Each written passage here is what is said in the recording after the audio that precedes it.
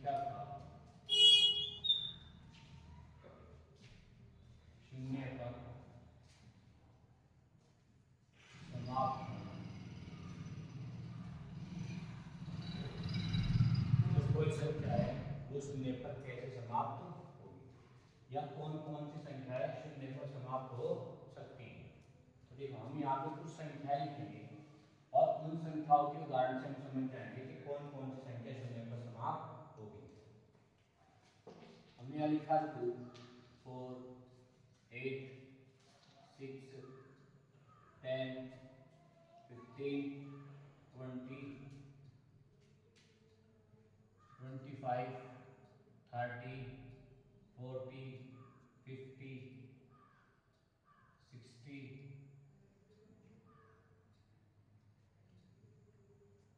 और फिर हमने यहाँ पे लिख लिया 90, 95, 105, 120। इन्हीं संख्याओं से हमें पता लग जाएगा कि कौन कौन सी संख्या शून्य पर समाप्त होगी। और फिर हम यहाँ से ये बोर्ड एग्जाम में इन संख्याओं से संबंधित कौन सा प्रश्न बनता है उसका हल भी देखेंगे। ठीक है, अब देखो ये पता करने के लिए कौन सी संख्या शून्य पर समाप्त होगी, पहला वर्ष गुणनखंड करने पड़ेंगे। क्या करने पड़ेंगे? गुणनखंड। 2 के गुणनखंड करेंगे तो 2 गुणा 1, तो इसमें 4 के गुणनखंड करेंगे 2 गुणा 2 गुणा 1, 8 के करेंगे 2 गुणा 2 गुणा 2 गुणा 1, 6 के करोगे 2 गुणा 3, 10 के करोगे तो क्या होगा 2 गुणा 5 गुणा 1, एक तो चाहे नब्बे। 15 के करोगे 3 गुणा 5, 20 के करोगे 2 गुणा 2 गुणा 5, ये तो आ गया 20 गुणनखंड। 2 दूनी 4, 4 पंजे 20, 15 करोगे 3 पंजे 15, 2 पंजे 10, 3 दूनी 6, 2 दूनी 4 दूनी 8, 2 दूनी 4, 4 एकम 2 एकम 2। आगे क्या सकते गुणनखंड 25 के गुणनखंड करोगे तो क्या आएगा 5 गुणा 5, 30 के गुणनखंड करोगे तो क्या होगा 2 गुणा 3 गुणा 5, 40 के करोगे तो आएगा 2 गुणा 2 गुणा 2 गुणा 5, 50 के करोगे 2 गुणा 5 गुणा 5, 60 के करोगे 2 गुणा 3 गुणा नहीं 2 गुणा 2 गुणा 3 गुणा 5, 2 दूनी 4, 4 के 12, 12 पंजे 60। सही हो गया क्या गुणनखंड। फिर 90 के करोगे तो क्या मिलेगा 2 गुणा 3 गुणा 3 गुणा 5, 2 तिया 6, 6 तिया 18, 18 पंजे 90। 95 गुणनखंड करोगे तो 5 गुणा 19, 19 पंजे 95। 105 के गुणनखंड करोगे तो कितना आएगा 3 गुणा 5 गुणा 7, 3 पंजे 15, 15 सत्ते 105। 120 के गुणनखंड करोगे तो 2 गुणा 2 गुणा 2 गुणा 3 गुणा 5, ये आएगा 2 दूनी 4, 4 दूनी 8, 8 के 24, 24 पंजे 120। अब देखो कौन कौन सी संख्या शून्य पर समाप्त हो रही। ये संख्या शून्य पर समाप्त हो रही है यानी इसमें जीरो नहीं आ रहा, ये भी नहीं हो रही, ये भी नहीं हो रही, ये भी नहीं हो रही, ये वाली संख्या शून्य पर समाप्त हो रही, ये वाली शून्य पर समाप्त हो रही नहीं। बाद में क्या आ रहा जीरो, जीरो आ रहा नहीं आ रहा, तो क्या पर समाप्त हो रही शून्य पर। किसी संख्या का शून्य पर समाप्त होना, तो कौन सी संख्या शून्य पर समाप्त हुई, ये तो शून्य पर समाप्त, क्योंकि इसके बाद में क्या आ रहा जीरो। 15 में जीरो नहीं आ रहा, 20 में जीरो आ रहा नहीं, तो संख्या शून्य पर समाप्त हो रही। फिर ये जो 30 है ये वाली संख्या शून्य पर समाप्त हो रही, ये वाली संख्या शून्य पर समाप्त हो रही, ये वाली संख्या भी किस पर समाप्त हो रही और ये वाली संख्या भी शून्य पर समाप्त हो रही है, ये वाली संख्या भी शून्य पर समाप्त हो रही और कौन सी वाली शून्य पर समाप्त 90। अब इसमें देखना क्या है, देखो जो भी संख्याएं शून्य पर समाप्त हो रही उन संख्याओं के गुणनखंड में कौन कौन शामिल है 2 और 5, 2 और 5, इसमें भी कौन है 2 और 5, यहाँ भी 2 और 5 है। 10 शून्य पे समाप्त हो रहा तो इसके गुणनखंड में भी कौन शामिल है? 2 और 5। 20 शून्य पे समाप्त हो रहा तो इसके गुणनखंड में कौन शामिल है? 2 और 5। 30 शून्य पे समाप्त हो रहा इसमें भी कौन शामिल है? 2 और 5 है नहीं। 40 शून्य पे समाप्त हो रहा इसमें भी कौन शामिल है? 2 और 5। 50 शून्य पे समाप्त हो रहा तो इसमें भी कौन शामिल है? 2 और 5। 60 शून्य पे समाप्त हो रहा इसमें भी कौन है? 2 और 5 है नहीं है। 90 शून्य पे समाप्त हो रहा इसमें भी क्या रहा? 5। 120 शून्य पे समाप्त हो रहा इसमें भी क्या रहा? 2 और 5। आगे क्या समझ रहे हैं ये बात? यानी हर वो संख्या शून्य पे समाप्त होगी जिसके गुणनखंड में 2 और 5 शामिल हो। अब समझ में वही संख्या शून्य पे समाप्त होगी जिसके गुणनखंडों में 2 और 5 दोनों अंक शामिल हो। अगर 2 है अकेला तो वो भी शून्य पे समाप्त नहीं होगी, या अकेला 5 है तब भी शून्य पे समाप्त नहीं होगी। जैसे यहाँ दिया, यहाँ अकेला 5 है तो शून्य पे समाप्त नहीं होगी। यहाँ अकेला 2 है, यहाँ अकेला 2 है तो भी शून्य पे समाप्त नहीं होगी। शून्य पे समाप्त कौन सी संख्या होगी? जिस संख्या के गुणनखंडों में 2 और 5 दोनों शामिल हो। आप समझ में? प्रत्येक वह संख्या शून्य पर समाप्त होती है जिसके गुणनखंडों में 2 और 5 दोनों अंक शामिल होते हैं। आगे समझ में? अगर ऐसा नहीं है तो वो संख्या शून्य पर समाप्त नहीं होगी। ठीक है, इसमें लिखेंगे हम ऐसे, प्रत्येक वह संख्या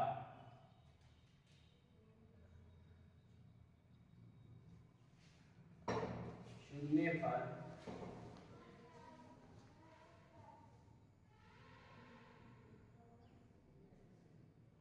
समाप्त होगी जिसके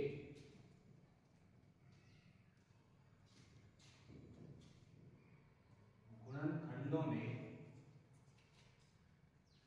2 और 5 दोनों अंक या दोनों संख्या या दोनों अंक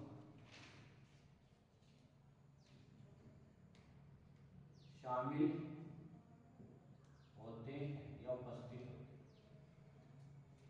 ठीक है, जैसे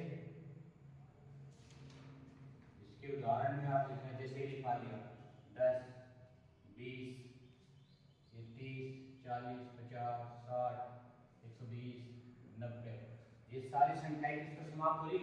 शून्य पर। क्यों?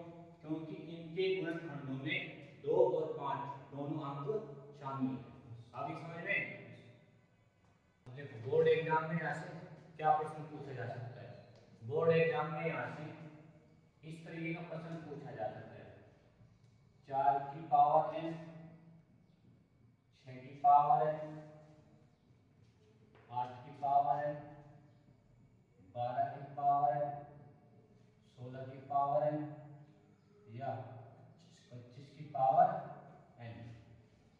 इस तरीके से ये प्रश्न पूछे जाते हैं। इनमें से कोई सा भी एक प्रश्न पूछा जा सकता है। क्या प्रश्न पूछा जाएगा कि क्या 4 की घात n शून्य पर समाप्त होगी? जहां जो n है, n कैसी संख्या है? प्राकृतिक संख्या। कैसी संख्या है? प्राकृतिक संख्या है। प्रश्न को ध्यान से समझना। प्रश्न ये है, या मैं लिख देता हूं, क्या संख्या 4 की घात n शून्य पर समाप्त होगी या हो सकती है? जहां जहां जहां n एक प्राकृतिक संख्या, जहां जो n है एक संख्या है, प्राकृतिक संख्या, यानी इसका मान हम 1, 2, 3, 4, 5, 6 कुछ भी ले सकते हैं। n क्या है? n क्या है? यहाँ प्राकृतिक संख्या, यानी जो प्राकृतिक संख्या 5 शुरू है 1 से 1 2 3 4 5 6 7 8 ये सब किस संख्या है प्राकृतिक संख्याएं हैं। तो यहाँ n का मान 1 भी रख सके 2 भी 3 भी 4 भी 5 भी 6 भी 7 भी 8 भी कहाँ तक अनंत। तो इन्होंने कहा कि क्या ये संख्या जो है शून्य पर समाप्त होगी। तो हमने क्या पढ़ा कौन सी संख्या शून्य पर समाप्त होगी जिस संख्या के गुणनखंडों में 2 और 5 दोनों अंक शामिल हो तो शून्य पर समाप्त होगी। अगर दोनों अंक शून्य पर समाप्त वो दोनों अंक नहीं है ऐसे गुणनखंड में तो वो शून्य पर समाप्त नहीं होगी। तो हम क्या करेंगे इस संख्या के पहले क्या करेंगे गुणनखंड करेंगे। जब इसका हल करेंगे हम हल में क्या लिखेंगे पहले दिया है क्या दिया हमें संख्या दी है संख्या 4 की घात n और यहाँ पे लिखेंगे जहां जहां n एक प्राकृतिक संख्या है। और हमें क्या बताना क्या ये शून्य पर समाप्त होगी। अब हम क्या करेंगे 4 की घात n इसके गुणनखंड करेंगे। जब तुम 4 के गुणनखंड करोगे तो क्या होगा 2 गुणा 2 एक आएगा और पूरे की घात क्या है n है। तो देखो इसे गुणनखंडों में कौन आया केवल 2 आ रहा 5 तो नहीं आया और शून्य पर समाप्त होने के लिए क्या चाहिए 5 भी आना चाहिए। यहाँ केवल कौन आया 2 तो इसलिए संख्या शून्य पर समाप्त नहीं होगी। ठीक है क्यों क्योंकि इसमें 5 शामिल नहीं है। तो हम क्या लिखेंगे हमें लिखेंगे अतः 4 की घात n के गुणनखंडों में 2 तो शामिल है परंतु 5 शामिल नहीं है। इसलिए संख्या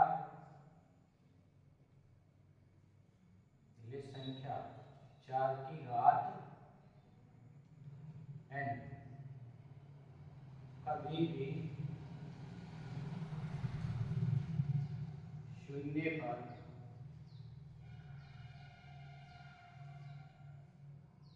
समाप्त नहीं होगी। ये हमारा क्या इसका कंप्लीट आंसर। अब समझ में ऐसे लिखना ऐसे ही हमें 6 की पावर n वाला करना ऐसे ही 8 की पावर n का ऐसे ही 12 की पावर n का 16 की पावर n का 25 की पावर n का ऐसे ही करना है इसी तरीके से। आगे की बात समझ में संख्याएं। अब ये जो टॉपिक है हमारी है परिमेय संख्याएं। परिमेय संख्याएं क्या होती हैं और किन किन संख्याओं को परिमेय संख्याएं कहा जाता है क्या क्या इनकी विशेषता होती है उसके बारे में जानना। जो परिमेय संख्याएं होती हैं हर वो संख्या परिमेय संख्या होती है जो P/Q के रूप में लिखी जाती है और Q का मान कभी भी 0 नहीं होता। आगे बात समझ में यानी इसमें लिखेंगे प्रत्येक वह संख्या जो P/Q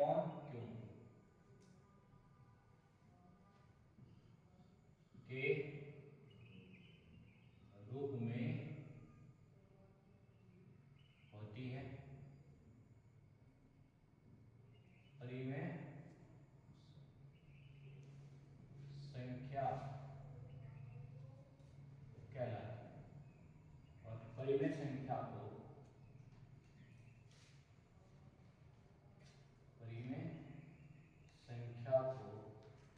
हम कैसे कैपिटल क्यों से यानी बड़े क्यों से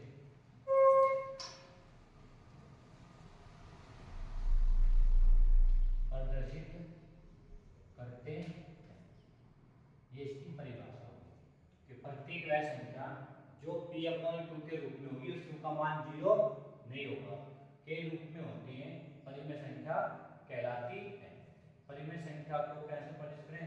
कैपिटल Q यानी बड़े रूप में प्रदर्शित करते हैं। आप ध्यान दें, इसके उदाहरण पर ध्यान दें।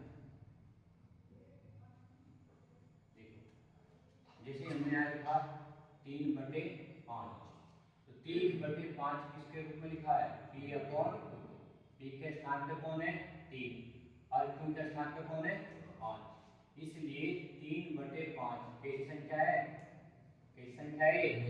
परिमेय संख्या। क्यों? क्योंकि P/2 के रूप में लिखा है। ठीक है।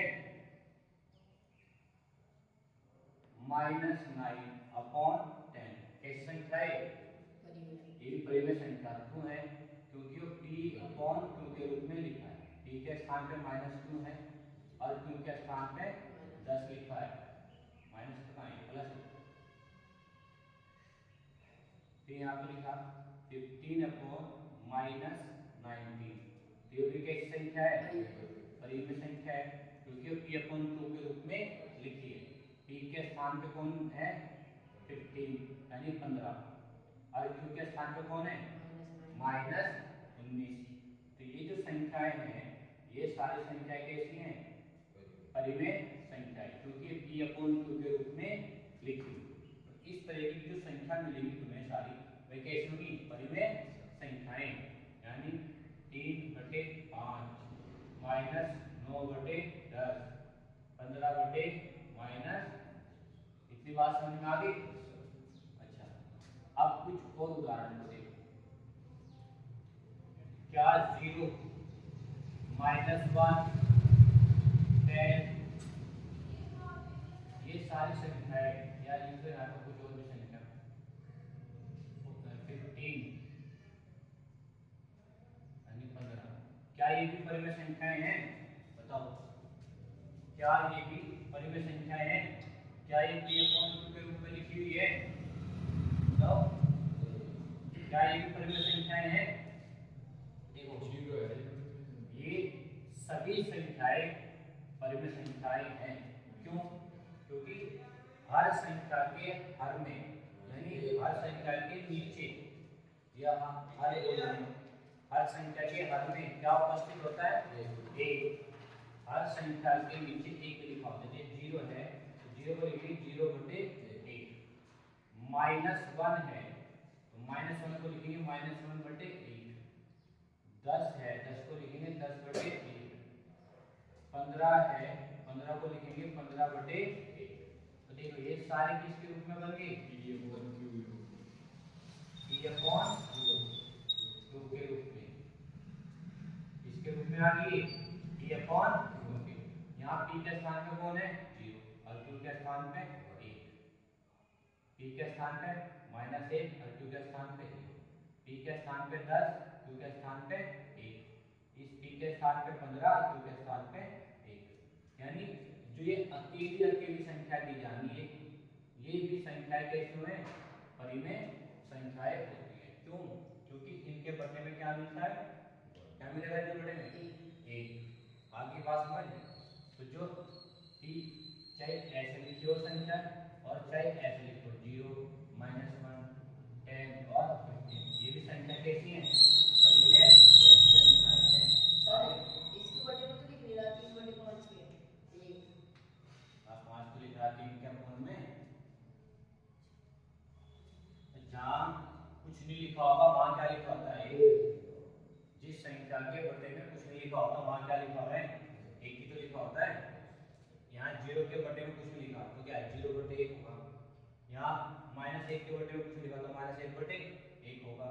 15 है वो 10 है 10 के बटे में कुछ लिखा तो क्या लिखेंगे? 10/1। 15 है तो 15 के बटे में कुछ लिखा तो क्या लिखेंगे? 15/1। तो जब इसके नीचे 15/1 लिख दिया तो P/2 के रूप में नहीं होगी ये संख्या, इसलिए परिमेय संख्या बन गई। तो जो ये अकेली अकेली संख्याएं होती हैं ये भी परिमेय संख्याएं होती हैं। आगे चलिए जाओ और एग्जांपल्स देखो और उदाहरण देखो। जैसे √4 है, क्या है? √4, √9, √16, √25, 36। देखो हम जिन संख्याओं का वर्गमूल ज्ञात कर सकते हैं, क्या ज्ञात कर सकते हैं? वर्गमूल। वे संख्याएं भी क्या होती हैं? परिमेय संख्याएं होती हैं। जिन संख्याओं का हम वर्गमूल ज्ञात कर सकते हैं वे संख्याएं भी क्या होती हैं? परिमेय संख्याएं होती हैं। जैसे 4 है, 4 का वर्गमूल निकालेंगे कैसे? 2 गुना जोड़ा बन गया, जोड़े में से क्या आया? 12। तो 4 का वर्गमूल कितना आ गया? 2। और 2 के बटे में क्या मान लिए हम? 1। तो किसके रूप में बन गई हो? p अपॉन q के रूप में। तो कैसी संख्या है? रूप 4 परिमेय संख्या। आगे समझ में? ऐसे ही 9 को लिखोगे आप 3 गुना 3, जोड़े में से 12 आ जाएगा 3। इसके बटे में क्या मान लोगे? 1। किसके रूप में आ जाएगी? तो परिमेय संख्या बन गई। तो जिन संख्याओं का हम रूप निकाल सकते हैं यानी वर्गमूल ज्ञात कर सकते हैं वे संख्याएं भी क्या होती हैं? परिमेय संख्याएं होती हैं। 16 है, 16 को क्या लिखोगे? 2 गुना 2 गुना 2 गुना 2, जोड़े में से एक बार, इस जोड़े में से एक बार, तो 2 गुना बराबर कितना? 4। तो 4 के बटे में क्या मान लेंगे? 1। तो क्या बन गए? p अपॉन q के रूप। ठीक है। फिर ये 25 है, 25 को क्या लिखोगे? 5 गुना 5, जोड़े में से एक बार आ जाएगा तो 5 हो गया। 5 को क्या लिखोगे? 5 बटे 1, तो किसके रूप में आ गया? ये अपॉन q के रूप में आ गया। 36 है, 36 को क्या लिखोगे? 2 गुना 2, हाँ 2 गुना 2 गुना 3 गुना 3, जोड़ा बन गया, जोड़ा बन गया। इसके जोड़े में से 2 बार और 3 के जोड़े में से 3, 2 क्या कितना? 6। 6 को क्या लिखोगे? 6 बटे 1, तो किसके रूप में आ गया? p upon q। आगे इतनी बात समझ में? तो जिन संख्याओं का हम वर्गमूल ज्ञात कर सकते हैं वे संख्याएं भी कैसे हुए? परिमेय संख्या। और जिन संख्याओं का वर्गमूल ज्ञात नहीं कर सकते वे परिमेय संख्याएं नहीं होती। जैसे देखो अगर हमारे पास लिखा √12 √20, इस तरीके से 12 के गुणनखंड करोगे 2 गुना 2 गुना 3, इसे गुणनखंड करोगे 2 गुना 2 गुना 5। देखो जोड़े में से एक ही तो 12 आएगा, तो 3 का जोड़ा नहीं बना, तो 3 दूंगा मिलेगा, तो रूट तो नहीं निकला इसका, तो ये परिमेय संख्या नहीं है। जोड़े में से 2 12 आ गए, 5 का जोड़ा नहीं बना तो 5 वर्गमूल में रहेगा अंदर ही, तो ये भी परिमेय संख्या। तो जिन संख्याओं को हम वर्गमूल नहीं ज्ञात कर सकते वो परिमेय संख्या नहीं होती। केवल कौन सी परिमेय संख्या होगी? जिन संख्याओं का वर्गमूल ज्ञात कर सकते हैं। आगे बात करें तो परिमेय संख्याओं की कंडीशन समझ में आई सारी। जो संख्याएं p अपॉन q के रूप में होगी वे सारी कैसे होगी? परिमेय संख्याएं। जो अकेले अकेले लिखी होगी ये भी क्या होगी? परिमेय संख्याएं, क्योंकि इनके बटे में क्या हो रहा है? 1, और 1 बटे में आती है p अपॉन q के रूप में बन जाती है, तो ये भी कैसी संख्या है? परिमेय संख्याएं हैं। फिर हमने जाना जो जिन संख्याओं का हम वर्गमूल ज्ञात कर सकते हैं वे संख्या कैसी होती है? परिमेय संख्या होती है, क्योंकि ये किसके रूप में आ जाती है? p अपॉन q के रूप में लिखी जाती है जब हम इनका वर्गमूल ज्ञात कर लेते हैं। आगे बात समझ में नहीं? अब तुम एक बात और देखो इसमें, क्या q बराबर नहीं है 0, इसका मतलब समझो, यानी जो संख्या p अपॉन q के रूप में है वो संख्या कैसी है? वो संख्या परिमेय संख्या है। अब यदि ऊपर तो आई कोई संख्या और नीचे आ गया 0, तो यहाँ ये किसके बराबर हो गया? p upon q। p का मान कितना? 3 और q का मान, लेकिन परिभाषा में क्या कहा गया? q का मान 0 नहीं होना चाहिए, q का मान 0 नहीं होना चाहिए। तो अगर किसी संख्या के बटे में यानी हर में अगर शून्य उपस्थित है तो परिमेय संख्या नहीं होगी। क्यों नहीं होगी? क्योंकि हम किसी भी संख्या को शून्य से भाग नहीं कर सकते। ये जो है ये क्या है? अपरिभाषित है। क्या है? अपरिभाषित। इसकी कोई परिभाषा नहीं है, यानी इसका कोई भी आंसर, कोई भी रिजल्ट, कोई भी परिणाम नहीं मिलेगा। आगे बात समझ में? यानी 0 से हम किसी भी संख्या को भाग नहीं कर सकते, इसलिए q का मान जो है कभी भी 0 नहीं। आगे समझ में? मतलब है q बराबर नहीं जीरो का। q बराबर नहीं जीरो इसलिए बोला गया है कि अगर नीचे जीरो आ गया किसी संख्या के तो हम उस संख्या को जीरो से भाग भी कर सकते। अगर भाग कर पाते तो फिर q का मान जीरो के बराबर हो सकता था, लेकिन हम किसी संख्या को जीरो से भाग नहीं कर सकते, इसलिए परिभाषा में यह लिखा जाता है कि q का मान कभी भी जीरो नहीं हो सकता। आगे बात समझिए, ये इसका मतलब है। परिमेय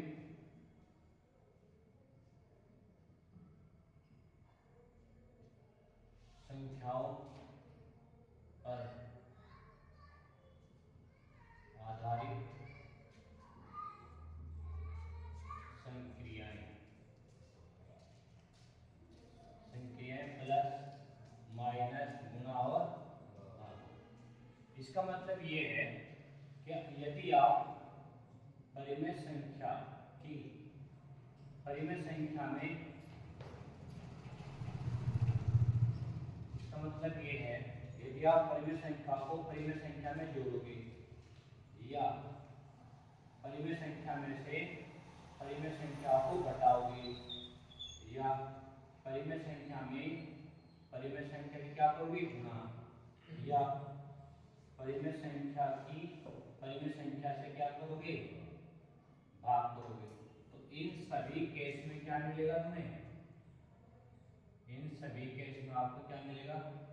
परिमेय संख्या मिलेगा। क्या मिलेगा? परिमेय संख्या। आगे बात समझ में? यानी ये देख लो चलिए, अगर आप पाँच एक परिमेय संख्या, पाँच में दो जोड़ दो तो कितना आएगा? सात। सात एक परिमेय संख्या बन जाएगी। एक बटे दो माइनस एक बटे तीन। एक बटे दो परिमेय संख्या, एक बटे तीन भी क्या है? परिमेय संख्या। तो कैसे करो? दो एकम वो तीन एकम तीन और दो एकम दो और तीन दूनी छः। कितना है? एक बटे छः। तो क्या ये परिमेय संख्या? तो परिमेय संख्या में परिमेय संख्या को जोड़ोगे तब भी परिमेय संख्या मिलेगी। परिमेय संख्या में से परिमेय संख्या घटाओगे तब भी क्या होगी? परिमेय संख्या। और दो गुणा तीन, वो दो बटे तीन गुणा कितना? जीरो। किस संख्या गुणा जीरो में करें तो क्या है? जीरो। और जीरो भी किस संख्या है? परिमेय संख्या है। तो किसी संख्या गुणा जीरो में जीरो, तो परिमेय संख्या गुणा परिमेय संख्या में करेंगे तो क्या होगा? परिमेय संख्या ही आएगा। एक बटे दो की गुणा तीन बटे चार में करो, तीन एकम तीन और चार दूनी आठ। एक संख्या तीन बटे आठ एक परिमेय संख्या है। अब इसकी बात देखो, अगर हम परिमेय संख्या को परिमेय संख्या से क्या करेंगे? भाग, तो इसके दो केस हो सकते हैं। छह बटे कितना लिखा हमने? छह भी किस संख्या है? परिमेय संख्या है। और दो भी किस संख्या है? परिमेय संख्या। तो जब छह को दो से भाग करोगे कितना आएगा? तीन। और तीन भी किस संख्या है? परिमेय संख्या ही नहीं आएगी। तो हम परिमेय संख्या को परिमेय संख्या से अगर भाग करें तो क्या मिलेगी? परिमेय संख्या। लेकिन एक केस का ध्यान रखना, एक केस का ध्यान रखना। परिमेय संख्या जैसे छह एक परिमेय संख्या है और इसके नीचे हम लिखते हैं जीरो। जीरो भी एक परिमेय संख्या है, लेकिन जीरो से हम किस संख्या को भाग नहीं कर सकते, तो ये क्या आ जाएगा? अपरिभाषित। क्या आ जाएगा? अपरिभाषित। तो केवल एक केस में ध्यान रखना, अगर इसके हर में कौन आ गया? शून्य, तो तब हम उस परिमेय संख्या को परिमेय संख्या से भाग देने पर क्या मिलेगा? अपरिभाषित मिलेगा। ऐसा भी हो रहा है अपरिभाषित। ऊपर नीचे हो जाएगा, ऊपर तो चल जाएगी। जैसे शून्य को 5 से भाग करेंगे तो जीरो को अगर किस संख्या से भाग करें तो क्या है? जीरो ही आ रहा है। तो ये तो एक परिमेय संख्या मिलेगी नहीं मिलेगी? जीरो क्या बढ़ाया था अभी? शून्य एक परिमेय संख्या नहीं होती क्या? और जीरो को अगर हम किस संख्या से भाग करेंगे, ये भी परिमेय संख्या, शून्य और 5 की परिमेय संख्या, तो परिमेय संख्या को परिमेय संख्या से भाग कर दे तो क्या मिल रहा? परिमेय संख्या मिली नहीं। लेकिन एक केस ऐसा है जैसे 6, ये 6 भी परिमेय संख्या और शून्य भी किस संख्या? परिमेय संख्या। लेकिन ये जीरो जो है कहाँ आ रही, इसके हर में आ रही, इसमें आ रही हर में यानी बटे में। तो जब जीरो बटे में आ जा तो हम जीरो से किसी संख्या को भाग नहीं कर सकते, यानी उस केस में क्या हो जाओ अपरिभाषित हो जाओ। तो अगर भाग के केस में किसी संख्या के बटे में क्या आ जाए जीरो, तो उस केस में परिमेय संख्या को परिमेय संख्या से भाग देने में परिमेय संख्या नहीं मिलेगी, क्या मिलेगी, अपरिभाषित हो जाएगा। वो क्या हो जाएगा, अपरिभाषित हो जाएगा। आने के बाद समझ में भाई देखो, जैसे 10 एक परिमेय संख्या है और बटे में क्या है जीरो, जीरो एक परिमेय संख्या है, तो हमने क्या पढ़ा, परिमेय संख्या को परिमेय संख्या से भाग देंगे तो क्या मिलेगा, परिमेय संख्या। लेकिन जीरो के अगर जीरो आ गया नीचे, कौन आ गया जीरो, तब परिमेय संख्या नहीं मिलेगा, तब क्या मिलेगा, अपरिभाषित मिलेगा। क्या मिलेगा, अपरिभाषित। तो शून्य को छोड़कर, किसे छोड़कर, यहां से क्या लिखेंगे, शून्य को छोड़कर। और कैसे, यानी हर में शून्य उपस्थित नहीं, यानी हर में शून्य उपस्थित नहीं होना चाहिए। अगर हर में शून्य आ गया तो तब परिमेय संख्या नहीं मिलेगी, क्या मिलेगी, अपरिभाषित। आगे बात करें, नोट करो।